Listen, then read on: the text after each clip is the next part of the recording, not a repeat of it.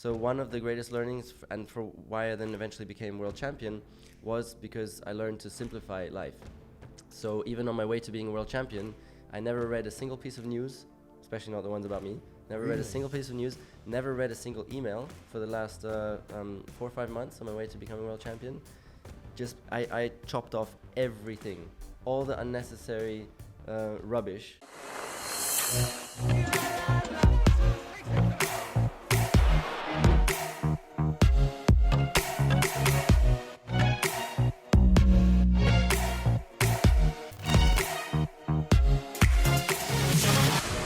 All right, welcome to the School of Greatness. We've got the legend, Nico, in the house. Good to see you, man.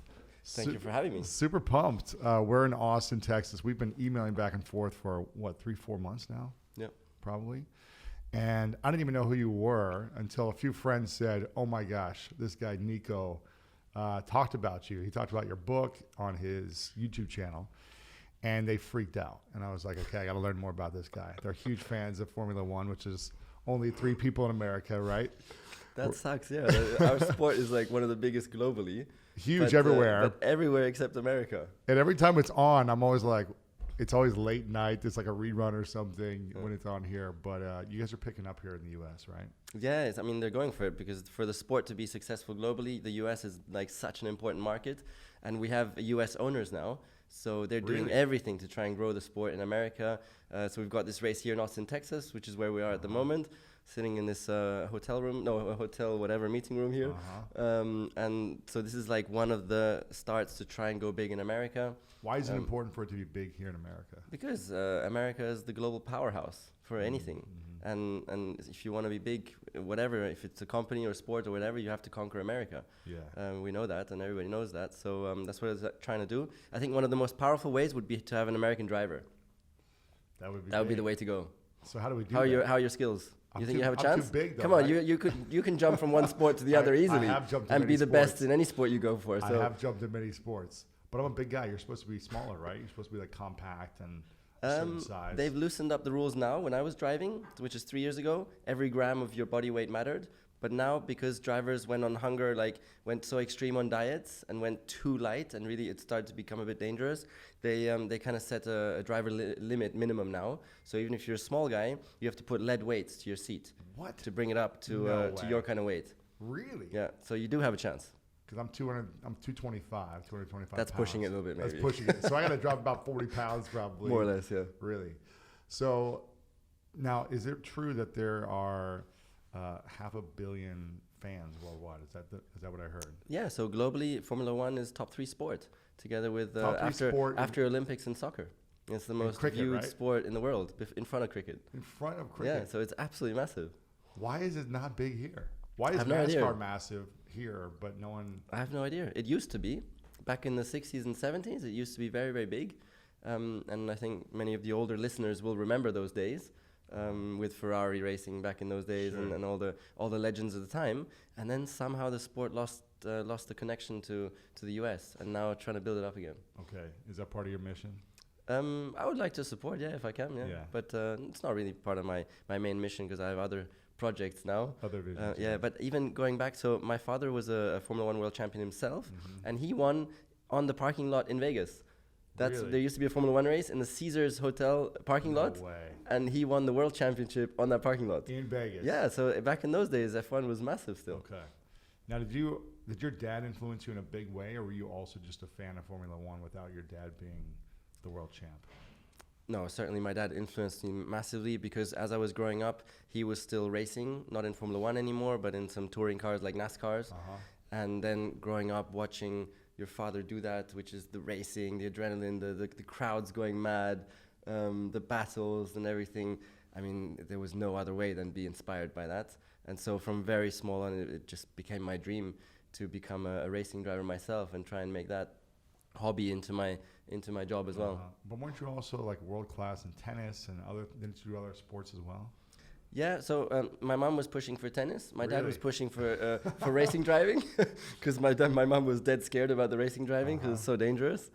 But then when I was 10, I mean, clearly I had a better chance in racing driving, and both were equally fun, and just went for the racing driving then, I think, which was quite a good choice. Yeah, so I'm assuming most of my audience doesn't know who you are. I'm just going to let you know. Yeah, that's why I know. US. Yeah. So give them some context about the process. For those who don't know, what's the process of actually becoming a professional Formula One driver? You started racing when you were 4 or 5 years old, go-karts, right?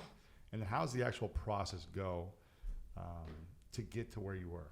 So everybody starts in go-karting, and Everybody. I started, everybody. What if I was a 20-year-old man and I was like, I want to get started in the sport? It's very, very rare. There's maybe one guy, and nowadays no one anymore. But you're not go-karting at 20.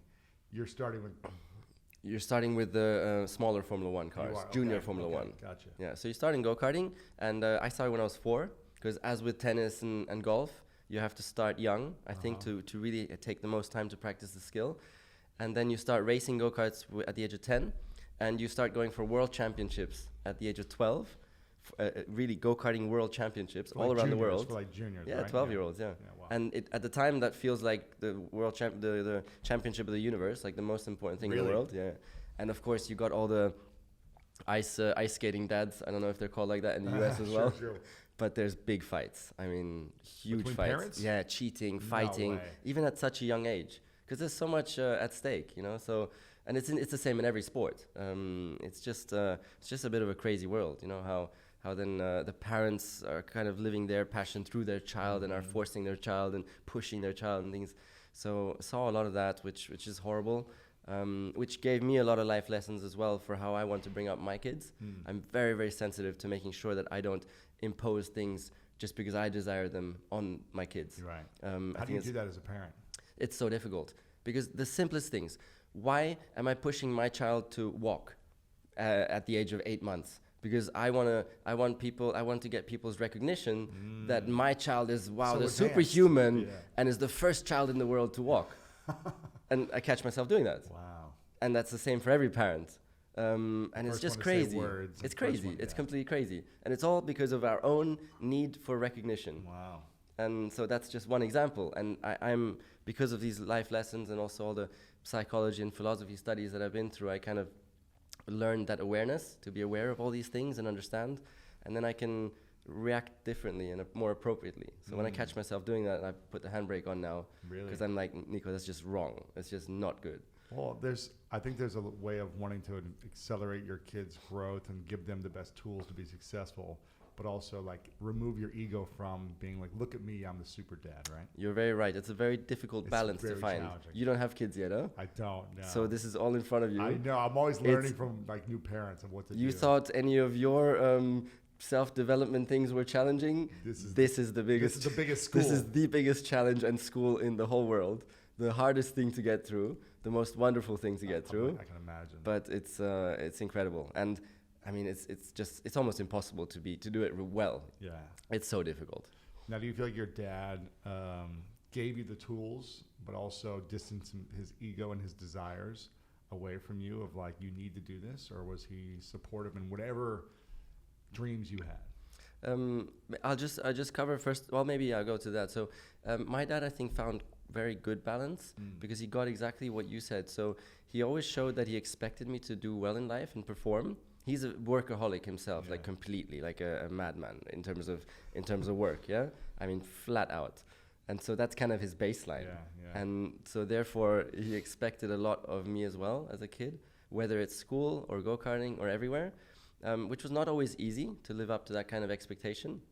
Because for him to be proud, it felt like I needed to do all those things to extreme levels of professionality and dedication, you know, so not always easy. But it really helped me, you know, push forward and grow my own like ambitions and determination. So it was a huge help. And then he was very, very smart because once I got to F1, we had a conversation and I told him as well that it just added a lot of pressure, his expectation on me. So open conversation. How old were you? 20. When you got there, yeah. You became professional. Professional at 20. And then he was very smart. He completely pulled back because he's done it all before in F1. So he knows everything. It would be so easy for him to just tell me how to do it.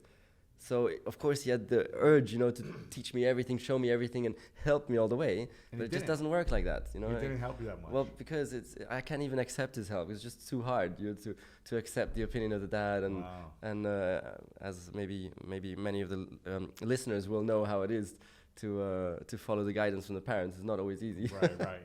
And I was a bit allergic to that as well. So he pulled back completely. You were almost becoming rebellious, but then he said, "Oh, I'm witnessing this. Let me pull back." Not rebellious. It was just difficult because of the extra pressure, really, that it added. Just I created myself because of wanting recognition as well from my parents, and in this case from my dad. He was did he win the world championship once, or? So I won the world championship. He did. Yeah, he won once. Yeah. So you had this pressure of like it always being compared to your father, I'm assuming. Also that, yes, growing up, when the dad has achieved something big, of course, and especially if you go the same route, everybody from the early age of like 8 years old, all the time, every lap, every stopwatch taken is like, What okay, was his dad like at is the he time? now is he now as good as his dad, gosh. or is he useless? Oh my gosh, man, that's a lot And of it's pressure. all the way. How do you overcome that mentally? There's no magic ingredient. There's no magic ingredient. I mean, you would say, don't focus on results, focus on doing the best that you can be. Process. Yeah, but damn, I mean, I know that, but it's just so difficult to implement. Even knowing that, yeah, with all the it's just press and the difficult media to and implement. Everyone interviewing you constantly. They all care about results. They don't Yeah. care at all about how well you did for yourself Yeah. and reaching your best potential. They don't care at all. Or, society doesn't care at all either. Sure. So that makes it so hard. At the same time, though, it was also a huge benefit to be the son of a successful dad in the sport because, of course, then more sponsors are interested and will help you. And even F1 teams are more interested because you have a name. And then coming back to the process. So you start in go-karting until the age of 15. And then you do Formula 4, Formula 3, Formula 2, Formula 1. Wow. So that's the ladder. And you have to win everything to get to Formula 1. So Formula 1 is then the winners of all the age groups. They all end up there together then. Wow. So a lot of these guys you were teenagers with. Yeah, a lot of them. A lot of them I raced along the way. Yeah. And the biggest competitor for all the years of my life in racing was a certain Lewis Hamilton.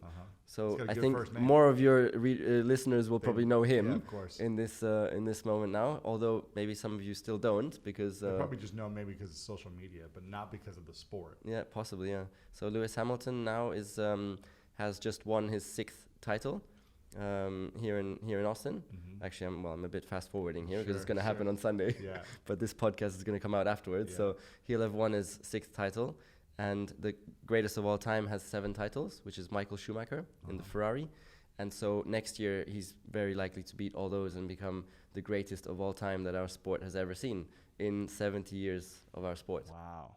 Now, is the car, how much does the car have to do with it? And how much does the driver have to do with it? This is a very common question, and it's just difficult to answer. But the best example is one of the greatest of our sport, who retired 2 years ago, was Fernando Alonso, a Spanish guy, also 2-time world champion. And he was racing for McLaren in the last 3 years of his career, and he was always finishing 12th, 15th, 16th, although he was the best driver out there. Really? So the car has a huge part in it, because from the best car to the worst car at the moment, there's 4 seconds per lap.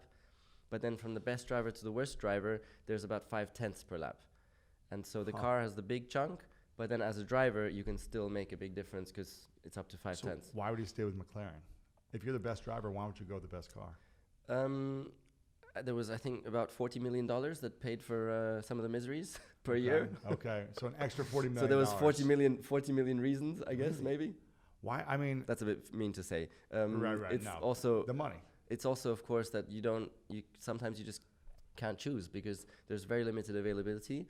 And in his case, now the top teams didn't want him anymore. And so there wasn't much choice. And McLaren is an awesome team.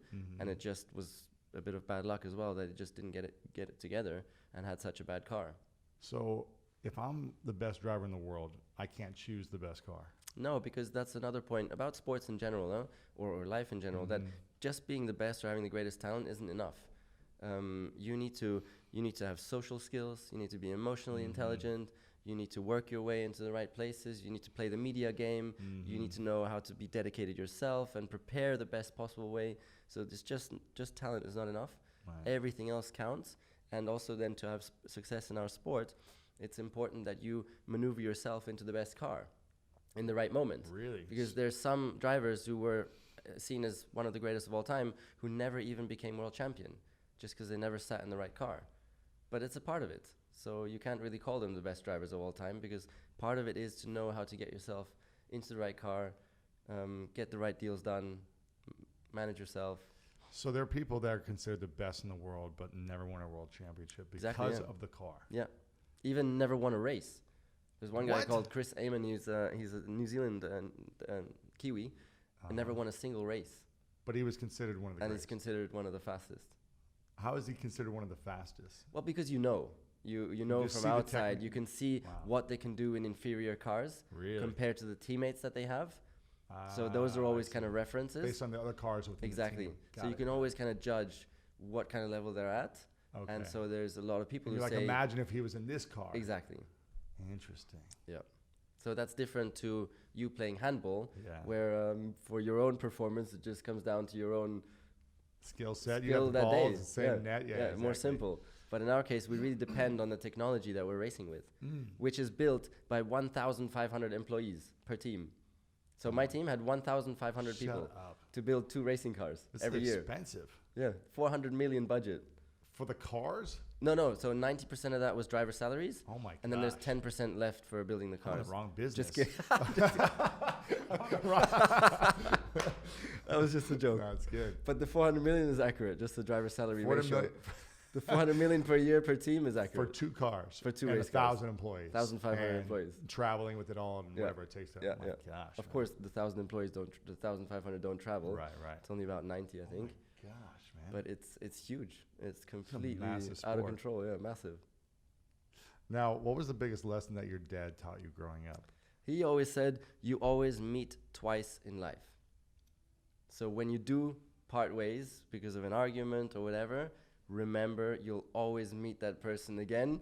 So part ways, try to make it on good terms. Interesting. And that has given me so much. So don't and burn it's- bridges. No. And it really, I think at least 5 times where it's fundamentally impacted the course of my life that I've listened to him and parted ways on good terms, because then a few years later, having that relationship not destroyed meant I could get back at something, and it gave me a huge step in my life. Did you ever destroy a relationship that actually came back to hurt you?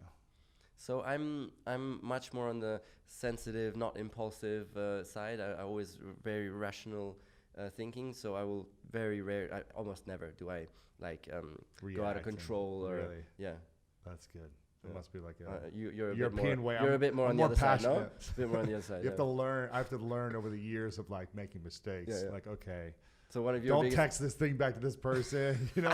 I wish I could delete that text. or Yeah. don't knock this guy out because he pushed you in basketball. Exactly. Don't get in fights anymore on the streets. Yeah. But you learn through mistakes, I think, for sure. So that was a great lesson from your dad. What did your mom teach you? What was the greatest lesson? My mom, to be humble, stay humble, and keep your feet on the ground, and Sure. always treat other people with respect. Yeah. I think that's the biggest lesson from her, because she does that very well. Yeah. Not exactly her teaching me, but me seeing her do it. And I think that's Yeah. that's a big one. And character-wise, I'm much more like my mom than my dad. So Sensitive, that was humble. that was a big lesson from Yeah. her, which also just gave me a lot in life, Mm-hmm. because going arrogant is not good, and it's a big problem, especially for people who have success. They'll always just start to believe they're a god, Yeah, and then you treat and, people poorly, and exactly, it's not good. and it just backfires. Yeah, It will does. eventually. It will. Even though it can be successful for many years, one day it will backfire in a big way. There's also no joy in that experience. That's probably the biggest It's like backfiring. you have this inner demon or battle that you're constantly facing where you think you're better than everyone, and that's challenging because it's very lonely if you live in that way. Do you speak of experience? I mean, I would think that like, I don't think I ever got to that place, but there's probably maybe moments where like a few days, maybe I felt like that. And after you win a bunch of games or make a bunch of money, I thought like, okay, whatever. But then I was quickly remembered like, no, just be grounded, be humble, be grateful. And so I don't think I've ever really gotten there. I think there's moments of reaction in situations where I've gotten there, but not consistently. If that makes sense. So I struggle to understand those kind of feelings, because I'm on the other side. I'm the lack of self-confidence. I'm more on that end, which again has its strengths and weaknesses. It has its weaknesses in that you're just very sensitive, and a lot of fear comes in, and fear of failure and all these kind of things.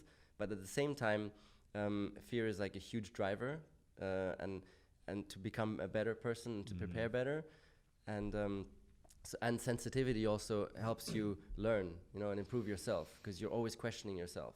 How can I do a little bit better? And the arrogant guy will always think it's the other guy's fault, because I'm the best in the world. Right. Or the car broke down, or it's this person's fault. Yeah. And so there's really, it's a trade-off. It's funny because whenever you watch someone do an interview after they win a game, right, like a big football game or basketball, there's usually two different responses. From when the interviewer goes, "How did you do it? Congrats on the win." You see the "I'm the greatest in the world. I knew it was going to happen." The Muhammad Ali, the Mayweather, the McGregor type of response, like, "I'm the greatest. I knew I was going to win." Of course, this is simple. These guys are either Zlatan. I don't know if you watch soccer, but Zlatan's hilarious. Of course. Yeah, of course. Have you had him on your podcast? I haven't, no, but I watched him lose like last week in a playoff game against LAFC. And his response in the interview was just like, "I made everyone here famous. I'm the greatest in the world." He was like, they lost. And he goes, "Epic. These guys wouldn't even be famous without me." He's hilarious. Epic. But, and then there's the other response, which is, all the praise goes to God or my team or to my coaches, or, we've just been so humble and working very hard. We're just following the process. It's a more grounded response. Yeah. And I think either way can work. Yeah, but if I look at the vast majority, it tends towards that arrogant side. Yeah. Because it also, being in the public space and having so many people judging you every second of the way is such a burden. And I think having that little bit of arrogance and self-confidence just really gives you that a little bit more necessary strength, I think, in the long run, to deal with such a crazy environment. It does. I think. And so if we look at the F1 drivers, most of the most successful ones will tend to be a little bit towards that like very self-confident, a touch of arrogance, love for themselves, that direction. Do you feel like you need to have that in order to deal with the pressure, in order to feel like I am the greatest? I'm going to take those risks and do those things to make me win?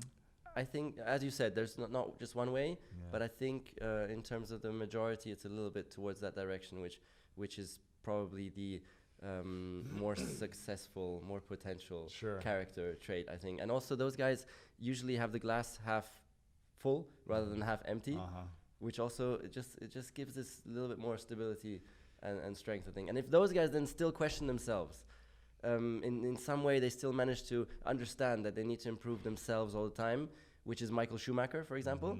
He had this incredible self-confidence and self-love, but still worked his butt off and questioned himself and wanted to improve himself all the time.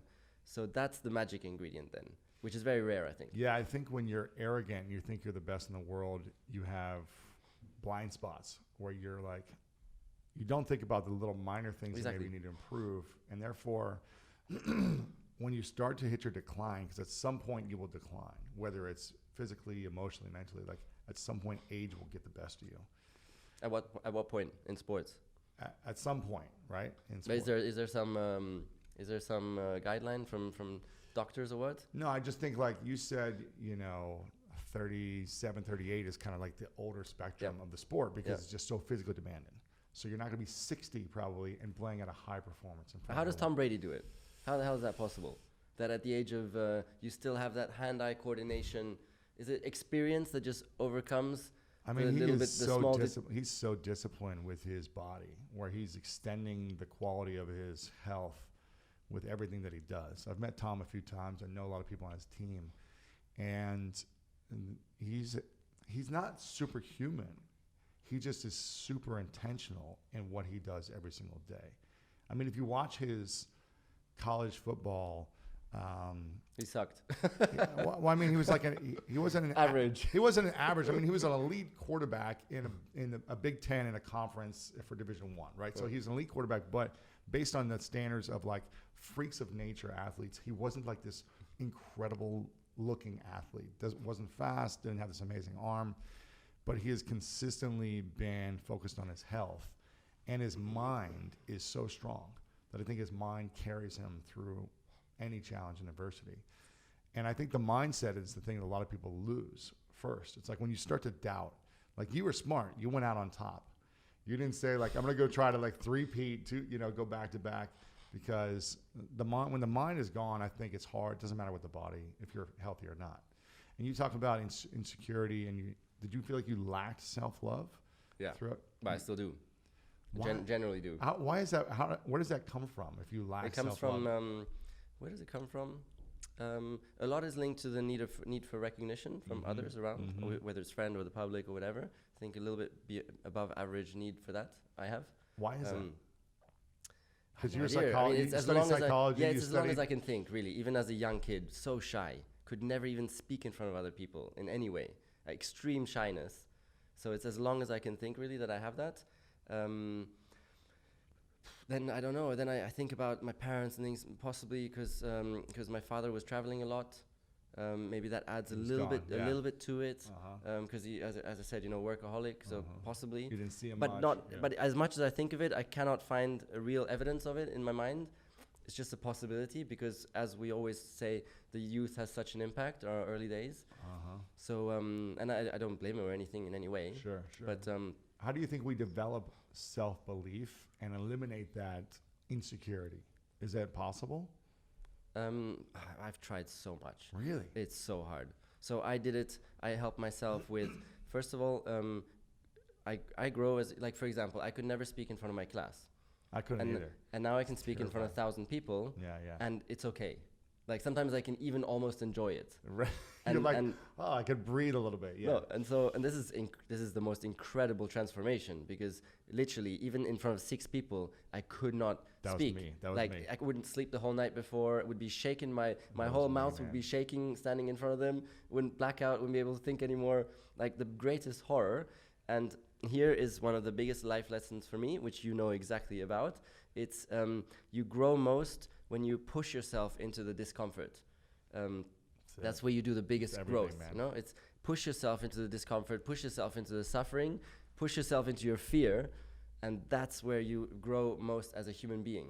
And this I've learned so much from my life, and I've become really good at that now. Now I have the courage. I almost love pushing into that, because I just know the results that it will bring for me, and not only growth, but growth also equals proud and happiness.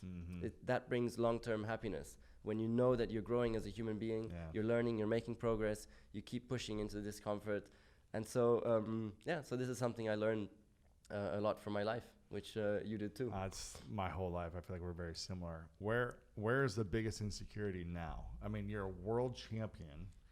You were the best in the world at what you did, with 500 million people watching who all support you, love you, think you're amazing. How is there still an insecurity or a lack of belief or a lack of self-love in certain areas of your life? How is that even possible now? It's still a bit of that glass half empty, I guess. Really? Yeah. And me wanting to be a different human being than I am. I would love to be more of a macho kind of person. Why? Why? Because why? Because that's kind of seen as cooler from society. Those guys are seen as cool. Says who? Says society. Okay. But I'm saying this and I just know it's so dumb. You're laughing. It's so dumb. But it's the instinct, Can't change it. I mean, I can, but it's the way it is. And so that for example, that I would like to be in many respects different person than I am. What's the discomfort that you need to lean into in order to overcome that? Oh man. Like, what would it take if you said, I have a 1-year challenge. 2020 is a new decade coming, and I need to rid myself of insecurity and a lack of disbelief in myself for anything in my life. What would that challenge be for you, where you need to go all in and help yourself overcome it? From again, being scared and trembling in front of 6 people like myself to being able to speak in front of 1,000. What would that experience be for you? Oh man, this is now you got me on the back foot there. Let's go, baby. Let's go. Now you're not prepared. But that's a very, very difficult one. How do you? I think one powerful way would be to much better understand the suffering of the kind of person that I would actually prefer being in some ways. So the suffering that is someone like we spoke about Lance Armstrong just earlier. He is one of those guys who has this incredible kind of self-confidence, arrogance, and things like that. Always believing he's the best and greater than everybody else, and And I think very powerful for me would be to better understand the suffering of those kind of people, because they have just as much or even more suffering than others. Yes. You mean the suffering of people that believe they're the best? Yeah. The What's the suffering that they face? Well, you can tell me, because you're a bit on that direction. The lack of... You need to say that. Well, for me, it would be the desire to always prove people wrong. You know, I think there's a defense mechanism when you're saying, I'm the best, this person can't touch me, I'm going to prove them wrong. There's like this protectiveness around your heart and your ego to need love, to need to have that need for recognition, love, acceptance. Yeah. And it's just more extreme for some people. So my entire life, I was focused on proving everyone wrong because I was picked on and bullied, and I was laughed at when I would speak in front of my class because I had a stutter, all these different things. So it was a need to, and so I wouldn't stand in front of my class and read aloud anymore because I was so terrified of being made fun of.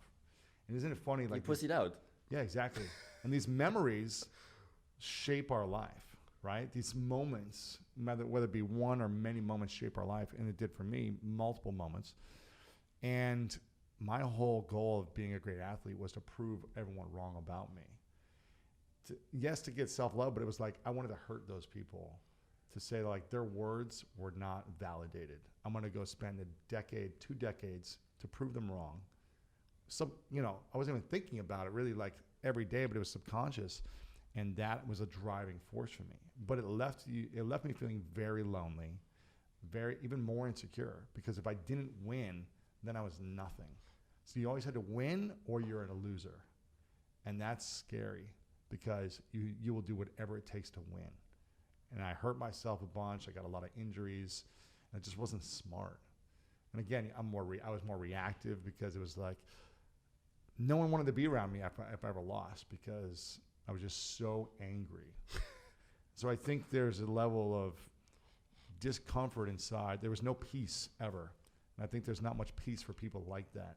And so that's why I feel like since the last 6 years, I've been doing so much work on myself. I said, what if I could live a life where I didn't have to win and be the best at everything, but I could have this sustainable energy, this more pure, loving energy, that I could achieve all my dreams and feel 100% fulfilled and really enjoy the process like we talked about, like the moments every single day. And it's been a complete game changer for me to flip that. Now I'm still working on it. I still get triggered and react in times, but that's, I think, the key. But for you, where's the validation? Like, where do you still feel like you need to feel validated? It's just that general, all of us humans, we have it, Yes. this need for recognition. Yes. It's the whole tribal thing. Yes. That's why... but how much validation do we need? You have 500 million people that are like, you're a god, you're a legend, you're amazing. I don't do you know. need the whole world? Huh? I don't know. It's addictive, huh? This so fame addictive. is like, it's a drug. It's a proper addictive drug. And if it starts to go down, it was big that's and now tough. it's less. That's tough. You're like, am I not good enough That's anymore? tough, exactly. So this, I mean, for all the sportsmen out there, and everybody's has it because the career ends, and there's only one way after that. It's down. Doesn't matter how successful you are afterwards. You're just living in the past. But down, yeah. I used to be good 10 years ago, right? Exactly. And the problem is that for the people listening, it's so, for those who've never experienced being in such a public position where so many people are judging you, Everyone. it's so difficult to understand, I think. To understand, because for all of us, we watch the Kardashians on TV and we want to be like them, many of us, yeah? Right, we want to be like them, we want to be famous, I must be just glitz and glam and money and just happiness, and everybody looks up to you. Yeah, right.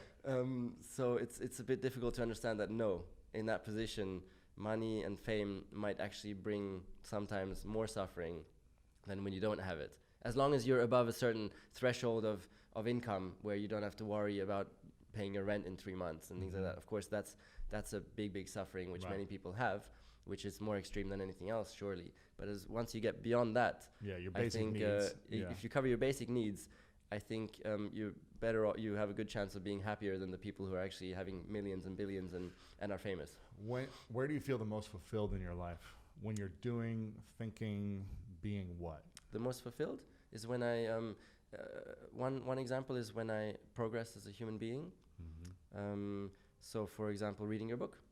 Reading your book is fulfilling because you can always pick out a few things which are just, in the end, it's all the same because I've studied it for 10 years, but it's a little bit of a different angle again. Yeah. And then you think, and for 10 years I've thought, I know that. And then you give that small different angle. I'm like, shit, I didn't know anything. Right. I didn't know a single thing. Yeah. This is the way to go. There you go. So that's very fulfilling. And then fulfilling is doing good for other people. Yeah. The problem is, you have an awesome quote in your book, which is, rewards for good habits is growth, but poor habits have instant gratification. Yeah, they do. And so I'm always fighting against these instant gratification poor habits. I want a cupcake right now. I want some sugary drink. It's a disaster. It's an absolute fight every day of my life. Yeah. Because the short-term instant gratification just always pulls you in. Feels so good. And the more difficult good habits for long-term growth and happiness are just, damn it. It just takes a lot of discipline. The more we can delay gratification, the happier we become, I think. It's like the small results every single day. Even sometimes you can't even see them, but just knowing you did something you said you were going to do, like being your word, being consistent to who you say you want to become is the most powerful long-term. It's just the hardest to do.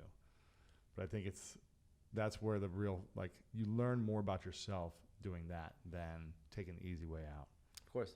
And that's what it's all about. So my latest has been to try and get rid of the phone, the smartphone, and switch to old school Nokia. All in for how long? Completely. No. I'm doing this. My problem here is why I have the smartphone on the table again now is in the US. Because my old Nokia doesn't work in the US. I don't know what's going on there, but it can't cope with the latest 5G or whatever. So you won't be able to do tag. You won't be able to do emails. You won't be able to scroll. I'm a bit messed up now for these 2 days here, but then when I get back, it's back to the Nokia. But you won't have it just does Wi-Fi. SMS and phone. So and a new potential addiction, which is a snake game. Remember that? Yes. Oh my gosh. That's your only game. So first thing I did was go back on Snake Game until my wife said, "Listen, you didn't switch to Nokia just to be on Snake Game all day long. Oh my gosh. So stop that as well." So how are you going to be managing social media or responding to people? Is it just going to be phone calls? So, I still have my computer, for example. Okay. It's just giving. That's it's smart. just building a bit of a barrier to entry. That's smart. So I still have my laptop. So but work it's more is work. difficult. It's more difficult to pull out the laptop all the time. So it's just creating this little bit of a distance. That's smart. So that's the way to do it. And again, from learnings. So one of the greatest learnings, and for why I then eventually became world champion, was because I learned to simplify life. So even on my way to being a world champion, I never read a single piece of news, especially not the ones about me. Never read a single piece of news. Never read a single email for the last 4 or 5 months on my way to becoming world champion. I chopped off everything, all the unnecessary rubbish that we all get into, all the, what did I call them, instant gratifications. Yes. I chopped everything off in my life, and there was just racing, the preparation for that, making myself well-being as much as I could, and the family. And that was it. There was nothing else. And that was just so powerful to give me the 2% more clarity of mind and potential when it mattered. Do you think if you would have done that 5 years prior, that you would have been able to win a world championship if you would have eliminated distractions and instant gratifications? I'm or not was sure. that kind of like the right question. timing? It's a difficult question. It was, everything is perfect the way it is, and it was the right timing to continuously grow and become a better human being whilst also becoming a better driver. Yeah. And then that year was perfect to take the title in that year and dominate the sport in that year was the right moment. Also, it's not easy to go, so it's because it's a bit extreme. Very. So it's always, I think, having everything in balance is the most important in life as well. Never just try and be the perfect simplified life and become a monk. That's not the way either. Right. It's the middle way. So little gratifications and addictions here and there, and watching Netflix or whatever is fine. And it's in the balance that you need to find the right place. And I went extreme, so I chopped everything off. But that's what made you world champ. Yeah, I know. But in the long term, it's not really a healthy. I don't think a healthy way to go. I did a lot of meditating as well. Mm-hmm. So I'll do 45 minutes in the morning, 45 minutes in the evening, it's amazing. And short ones throughout the day. Because the highest form of meditation is doing it all through the day. It's this awareness that you get. Constant and awareness. constant, quick, bringing yourself back all the time. That's the ultimate form of meditation. Yeah. You don't need to sit there for hours and hours. Yeah. So doing a lot of that as well. Now, we were talking last night, and I said, what would you think about during the races? And tell me your response of what you would actually think about. I knew this was going to come up today. Yeah, because also one of my weaknesses, probably as a result of being this more on the sensitive side, is this lack of presence. And always in my worries and in my doubts and in my fears. And so then in the racing as well, you'd think that driving a car at 230 miles an hour in a city, you wouldn't have time to think of much else. But still, nevertheless, sometimes on the straights there is time, especially to think about fears of losing and fears of, mainly fear of losing really, and everything that comes with that. Sometimes also fear of getting hurt, of course, in this sport, but mainly the fear of losing. And so lack of presence, which is something I try to work on a lot, but it's so difficult, so difficult to improve. So how much percentage of time on the actual racetrack in a competition would you say you weren't focused on winning, but you were focused on worry, doubt, fear of losing, oh man, insecurities? It's quite a big one. What's the percentage? It's quite a big percentage. Like 80%? Maybe 70. So 70% of your time. 60? Shit, that doesn't sound good. Let me give hope to all the listeners, please. Yes. Even with that kind of doubt and not believing that I could do it, I conquered the world and became world champion. 70% of the time you're doubting yourself. Living in let's say 50. I don't know. Let's not make it too extreme. Half the time. You're thinking there might be a moment of worry. And it depends on the situation as well. No? If there's a time in the race where I'm dominating, and which of course happened a lot, then that will sort of you can feel good, and then it goes away. It's more in the times where you're not dominating, then immediately the self-doubt will crop in. So everybody has it to some extent. Of course, it's completely natural. Unless they're egomaniacs. Yeah, but then egomaniacs don't have ultimate success, because that's too extreme again. Right. So I think self-doubt is very, very healthy. It's a great driver. It's a great motivator as well. So everybody has it, all of us humans. Even the guys who seem so self-confident, sometimes they're the ones who have it most. Yeah. So dear listener, also remember that when you have someone in front of you who seems really self-confident, you can look behind the eyes, and often it's just covering the greater insecurity. But yeah, so this is a hope that even with self-doubt, you can win big. What do you think is the key to eliminating self-doubt for yourself or for anyone? What are some simple things? Maybe it's not simple. I tried so much. I tried visualization in the meditation. Yeah. I tried it so much, and difficult for me to find progress there. My biggest ones were preparation. That helped the most. To help you feel more confident. Yeah. Preparation equals confidence. Mm-hmm. So prepare the hell out of it. Like it's so extreme. Also the attention to details, because 10 details add up to a big step, and many people will be lazy to work on those details. So if you can do 10 big details, you'll get. And I have a nice example, which if you don't mind, I'll just throw it in quickly. Yeah. So weight in our sport is crucial, just as it is with ski jumpers or cyclists. Every gram counts. And there was a simulation measurement that 300ths per second per lap. So a lap time, which 300ths per second difference, which is often the difference between first place and second place, because it's very close in our sport. So 300ths of a second was equal to 1 kilo of my body weight. Oh my God. So even though the car with me weighs 700 kilograms, which is 1,400 pounds, because we have such high G-forces, 2 pounds more is 300ths of a second per lap slower. Wow. So it's very, very very fine line, and therefore every gram counted. And I really focused on the details. So I chopped my socks. I took the helmet paint off because it was 60 grams. Shut up. So I went from a colored helmet to a black helmet, because then it was just the bare carbon, because I think it was even 80 grams. Oh my God. So the socks were 5 grams each. The helmet was 80 grams. And it adds up. And it added up to 500 grams, everything I did.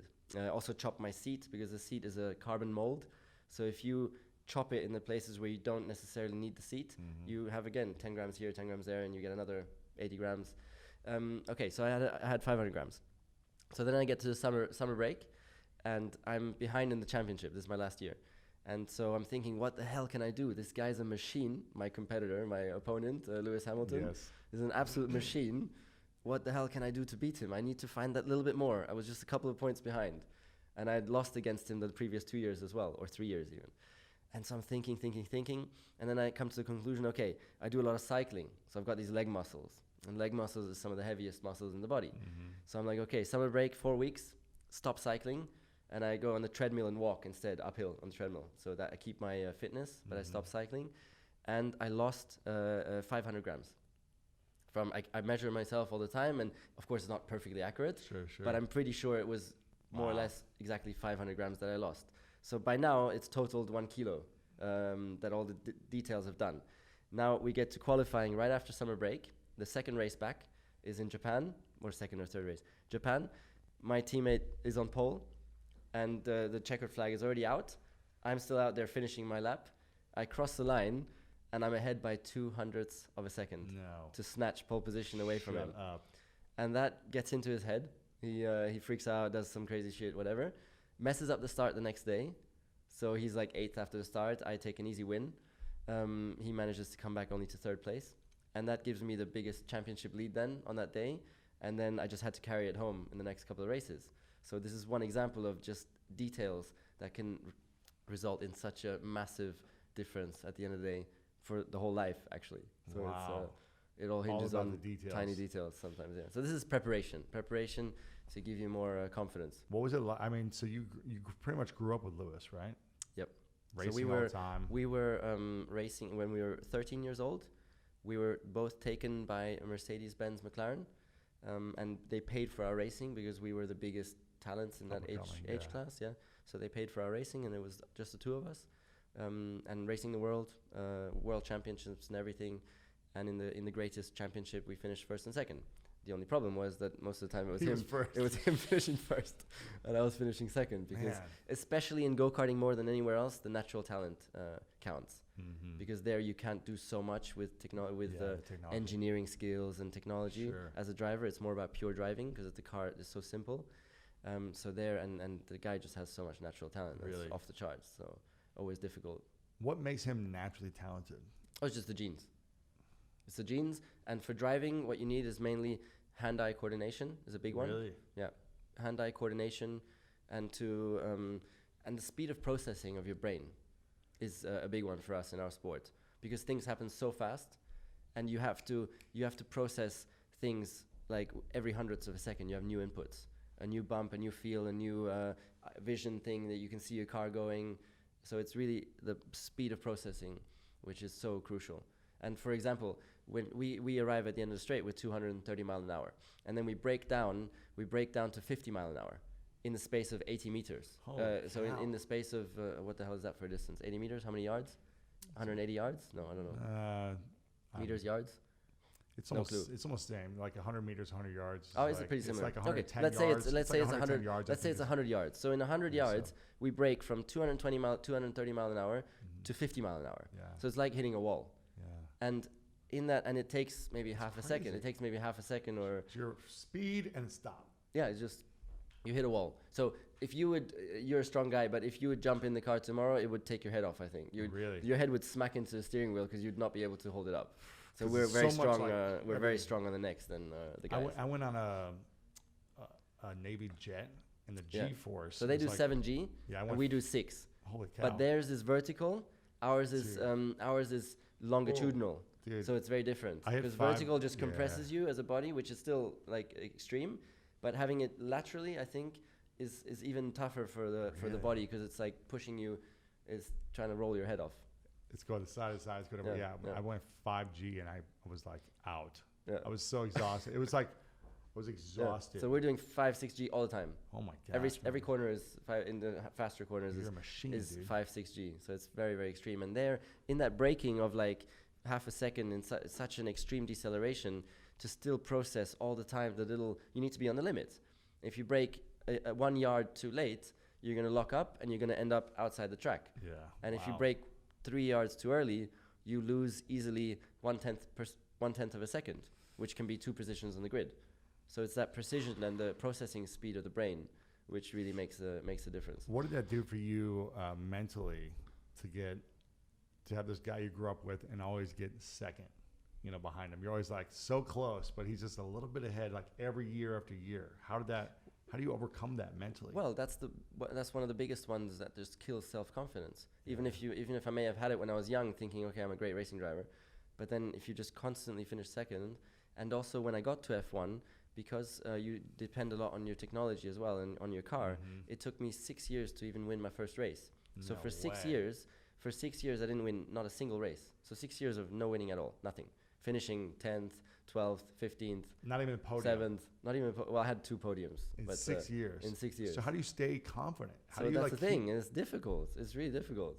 Because everything is telling you, and all the people around are telling you that you're just not good enough. Because they just care about results. They don't care about how or why or whatever. They just care about results. And so they just see the guys who are first. So they're all telling you that you're probably not good enough to be winning one day or world champion. How did you stay in it for that long to go 6-7 years until you started to see some results at the highest level? You can still exactly as you always say, focus on doing the best that you can be.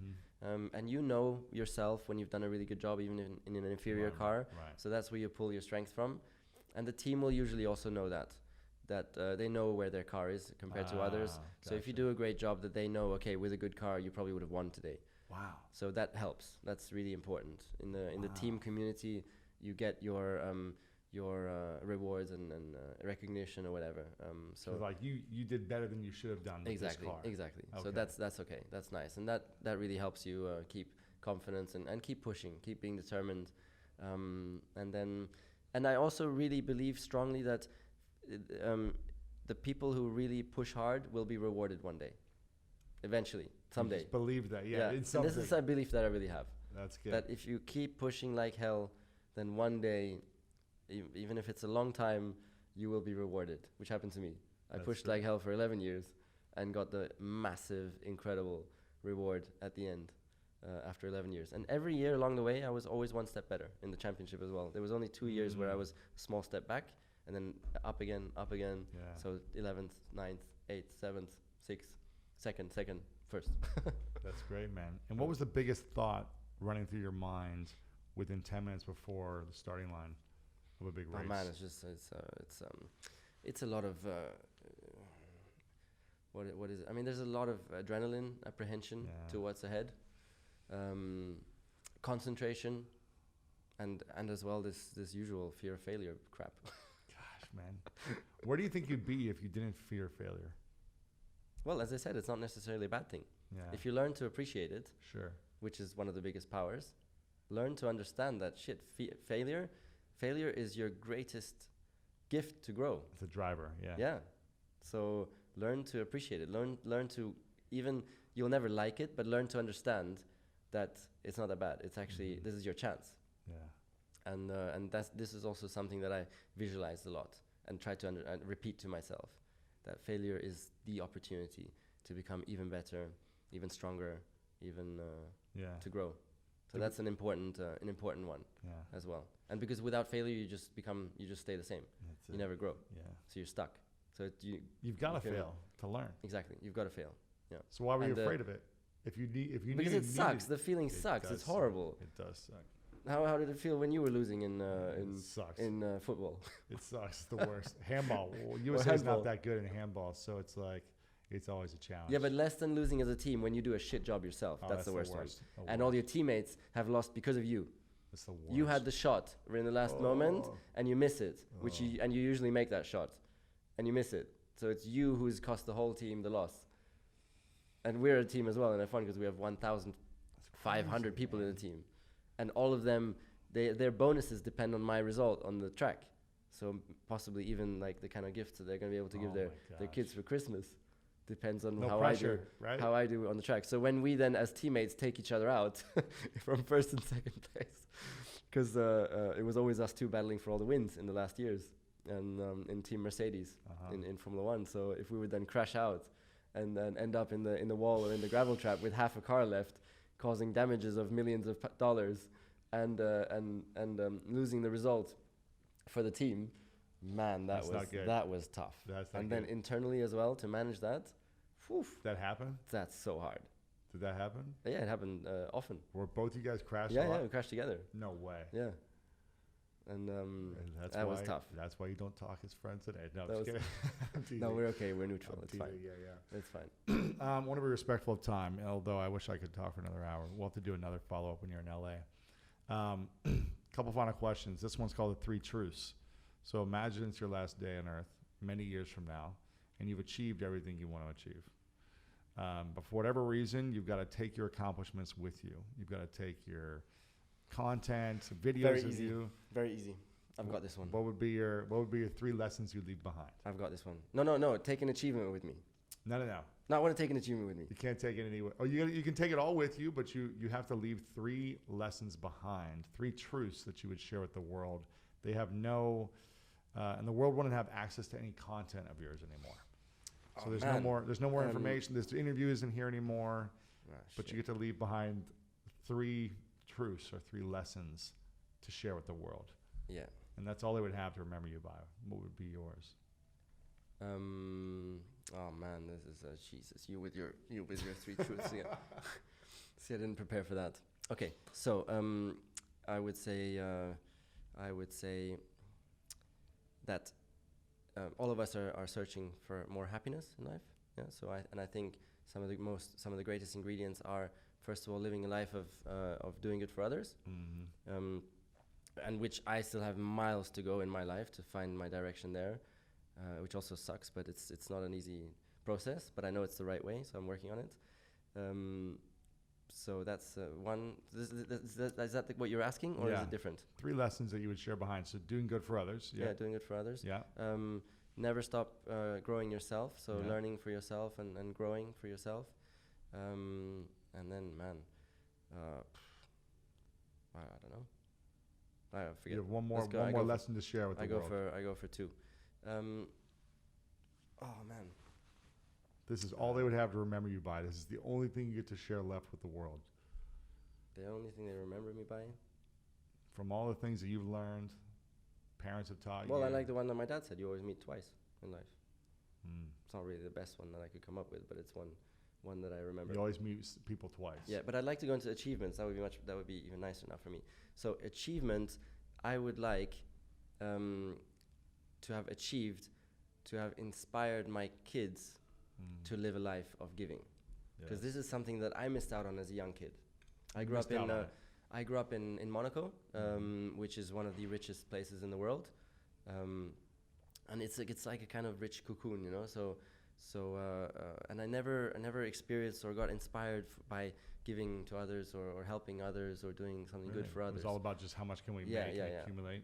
Yeah, not so extreme, but let's say neutral in that sense. Yeah. But no, because my upbringing was still like very respectful for money and very respectful for other people and all that. So that's all fine. It was still very good, but I missed the inspiration to help others, and that's a bit of a regret I have from my childhood. And I would really want to be remembered for inspiring my kids to live a life of giving.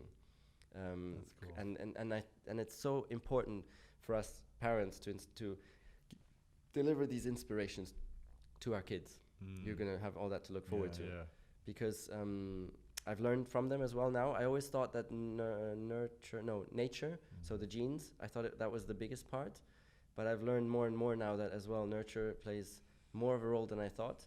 I have an example that I do cycling a lot, and so to do more quality time with my daughters, I've started to put them on the back seat on my bike, on my racing bike, and then we just go off and stop in the villages, visit the church, and go for a prayer and just spend some quality time like that.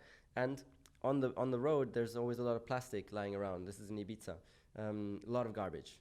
And I'm always explaining her how bad that is for the environment, for our future and everything, and not thinking much of it. And she is now so gripped by this plastic being bad. So it's unbelievable. It's like she's 4, but it's become a passion of hers. Picking it up. It's becoming a passion of hers. Like that she's saying when we get a plate and cutlery when we're somewhere and it's wrapped in plastic or something, she's like, no, Daddy, this is really not good. That's great. We shouldn't be, and she's 4 years old. And so here I've seen the power of inspiration and then bringing them these inspirational stories and acquainting them to that. And I want to do that as well in terms of helping others, which I'm trying to explore how to do it now. But I think that's going to be really, really fundamental. I hope I can do a good job with that. That's good, man. Yeah. That's powerful. That's a great legacy to leave behind. Yeah. What's something you're excited about right now? You've got your own show that you're doing. You've got your YouTube channel. Yeah. I'm excited You've got your about annual event. Yeah, I'm excited about the freedom that I have after sport, because sport it takes over your life, which is good at the time, but it's fine as well when it's over. It dominates the life completely, everything. So I'm really loving this new freedom, and going for these projects where I know that I can do good and have impact. So I wish to do it. You're an inspiration for me as well with the way you've gone with your podcast. Thanks. Because it just gives so much value to people listening. And I hope we managed to extract some today as well. And that's, I think, so cool. So cool. Then receiving emails, and I had a mom writing me the other day, and from listening to a podcast. Yeah. And she said, "Oh, you've inspired me so much in how I'm going to handle my son who's 6, because I happen to speak about parenting as well in another podcast of mine." And so that's wonderful. So it's these projects where I do good, which I love trying to do. And I have a huge, I'm very much into green technology to preserve our planet. Yeah. So I'm really focusing on that. And I've built a whole festival around that. It's like a consumer electronics show like we have in Vegas. Yeah. And it's called the Green Tech Festival. It's in Berlin. And we had 35,000 visitors last year already in the first year. It's crazy. So it was a big success. And so this is also something that I'm really passionate about, because it's really doing good for our future, and it's such an important topic at the moment, the environment, as we know, although some of you will have that disagree maybe in some ways, but anyways, for me it's an important topic. So those are the kind of projects I love at the moment. Where can we find all this information? Where's the best website for you and social media? Where do you hang out the most?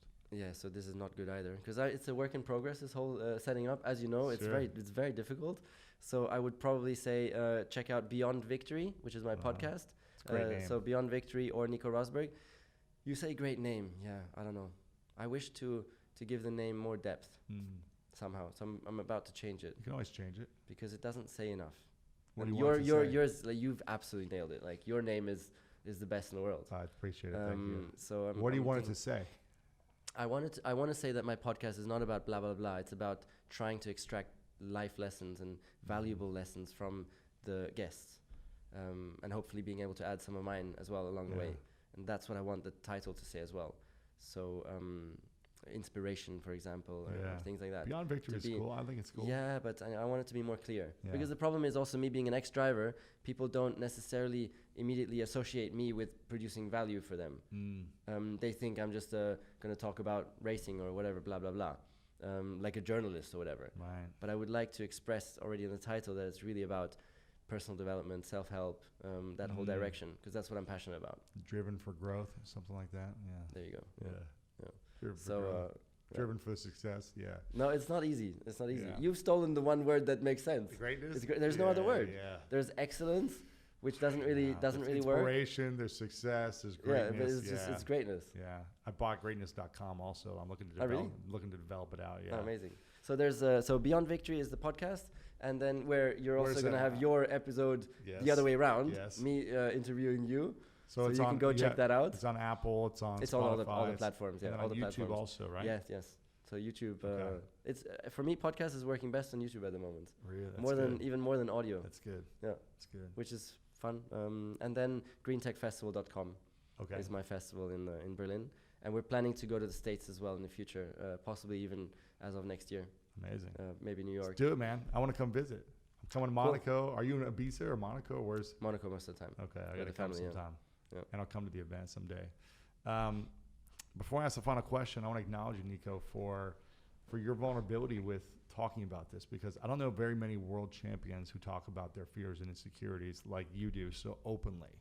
And I don't know if you've been like this your whole life. No, because it's scary to talk about very scary. Those kind of perceived possible weaknesses. Absolutely. And especially in our sport, it's a sport of machos. If you have a psychologist working with you, he's called brain doctor. You're a loser if you have if you work with a sports psychologist. You're an absolute loser in our sport, as in the world. It's a topic which people don't really understand the power of it. Well, I think I think you got an amazing heart, man, and I really acknowledge you for your ability to open up and talk about these things, because I think if younger people can see that, hey, a world champion, he's insecure, he goes through his doubts and fears of failure too, even 70% of the time while he's racing. 50, I changed it. 50%. I just think it gives a lot of people inspiration, hope, and knowing that, hey, it's okay if I feel this, I can still do something great in my life. I don't need to rid myself of everything. That's awesome, yeah. And I think it's really great that you shared that, so thank you, man. Final question is, what's your definition of greatness? This is, oh man, that's a hard one again. Definition of greatness, it's definitely not like the kind of, it's not success. Mm-hmm. It's on a personal level, how much happiness you've found and fulfillment, and then that goes hand in hand with how much happiness you've given the people close around you, so your family, your friends, and how much good you've done for them. And then even beyond that, if you have the chance to do good for even more people on a larger scale, I think that's very, very obviously greatness, and nothing, not more than that. It's not a result, or it's not a championship that you win. It's really much more there, which is difficult because we all think it's the championship. The results, yeah. So I love it. That's my answer too. Love it. Very, very difficult. Thank you, brother. Appreciate it. Thank you very much for having me. Thank you to all you listeners for tuning in, and I hope you enjoy all the remaining episodes that you're gonna go live with. Yes. Thanks, brother.